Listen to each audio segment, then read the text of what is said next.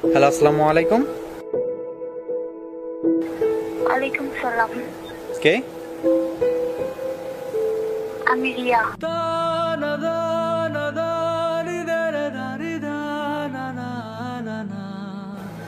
কি হলো, কথা বলো না কেন? বলার মতো কিছুই নেই।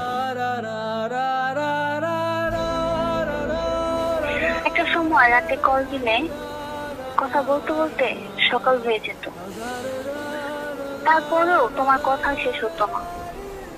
আর এখন বলছো বলার মতন কিছুই নেই। ওই সময় তুমি ছিলে আমার, আর তখন তোমার জন্য মনের ভেতর অনুভূতি আর ভালোবাসা সবকিছুই ছিল।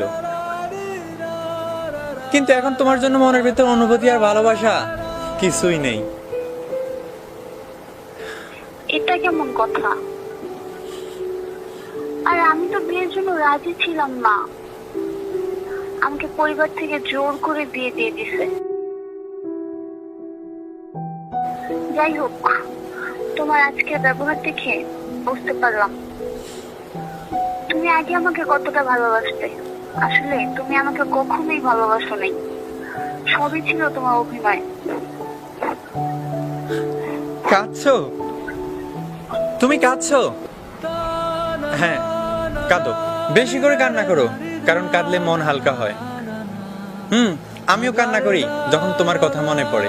মাঝে মাঝে তোমার কথা মনে পড়লে মনের অজান্তে চোখের পানি চলে আসে। আর কি বলছিলে? আমি তোমাকে ভালোবাসি না? আরে একটা সময় তোমার দিকে কেউ যদি কোনো জোরে তাকাতো তাহলে আমার মন চাইতো তাকে মেরে ফেলি। আর আজ তুমি অন্য কারো বউ, তোমাকে হারানোর পরে বেঁচে আছি আমি, এটাই তো বেশ। একটা সময় তোমাকে একটি নজর দেখার জন্য ঘন্টার পর ঘন্টা দাঁড়িয়ে থাকতাম, আর আজ তুমি কি বলছো আমার ভালোবাসা অভিনয় ছিল?